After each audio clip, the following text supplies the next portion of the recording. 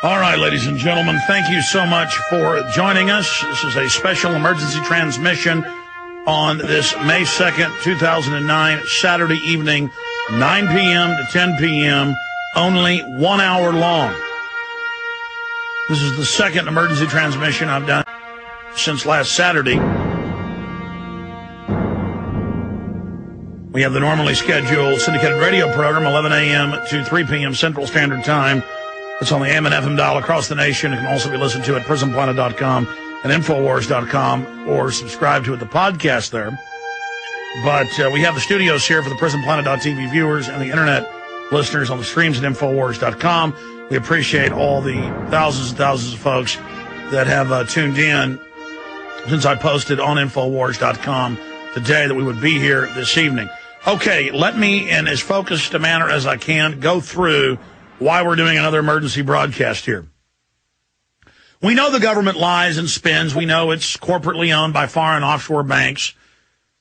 And they even had the Democratic leader of the Senate just came out, and it's in Salon magazine, and said basically foreign banks completely run and dominate and control this nation. And so we know that mainstream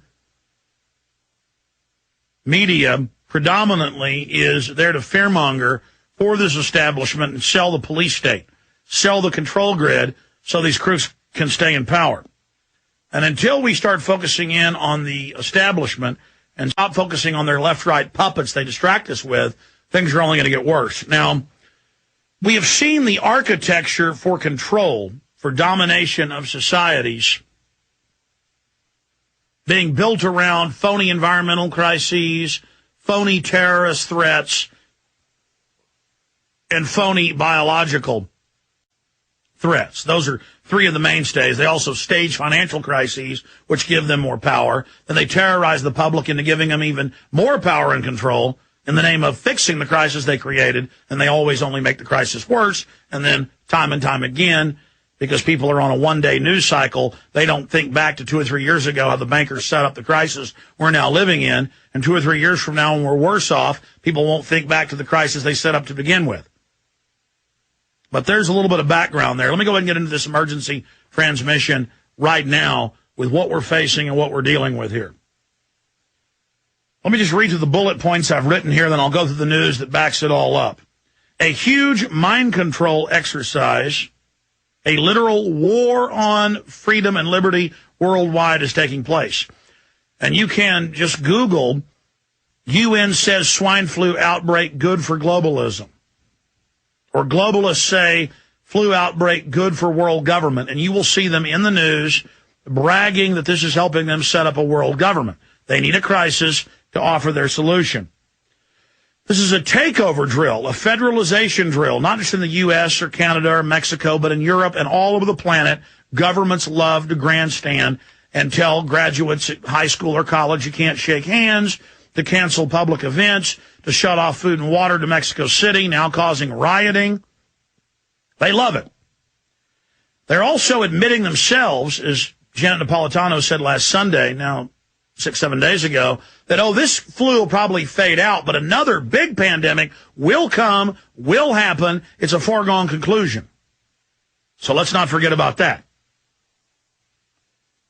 And they're saying that this flu will probably mutate right around the fall when flu season begins, so we better all go roll up our sleeves and get the shot they're going to have right on time. They're talking about the federal government paying for 600 million doses for the 300 million Americans.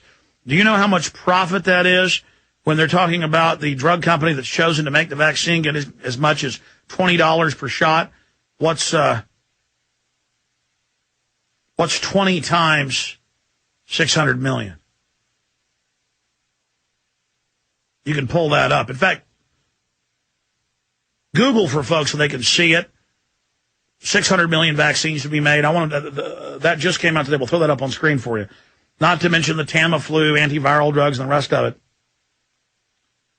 Also, understand that this is a phasing in. The establishment keeps crying wolf. Oh, we're going to have martial law. Oh, we're going to have a police state. They're saying this on Fox News and CNN and Time Magazine and CBS. Over and over again, they're saying martial law is coming. Martial law is going to be here. Martial law will keep you safe. And so when they really bring in martial law, we're all conditioned just to accept it. And they're incrementally phasing in the martial law with military checkpoints for drunk driving or car wrecks, or in Canada, they're announcing to stop drunks in the cities. It's all being announced. And, oh, yeah, Brigade Homeland, we're going to put 20,000 combat troops on the streets of America to deal with American terrorists, and we get their own documents. It says returning veterans, gun owners, people that don't like the Federal Reserve. That's the main threat, according to Homeland Security. All this police state they built was for the American people, not for men in shadowy caves 8,000 miles away. So they're phasing all of this in. Also, in Austin, Texas, and all over the country, they are setting up mass quarantine tent cities underneath parking garages and in other facilities. In fact, just roll that video in the background without audio if we can. I don't think we even have time to play the clip. We played it Friday on the show. I want people just to see the tent cities. You can just Google tent cities for flu outbreak. They're drilling how to federalize the locals. They're drilling and saying the Northcom and the military will have this role during the coming flu. This is all a beta test drill. Now, last Friday and Saturday, when we went on air, we said, we believe this is a hoax. We believe this is a fraud. So they're saying that they've had 60-something deaths in Mexico. That's what they were saying last Saturday, 68 deaths.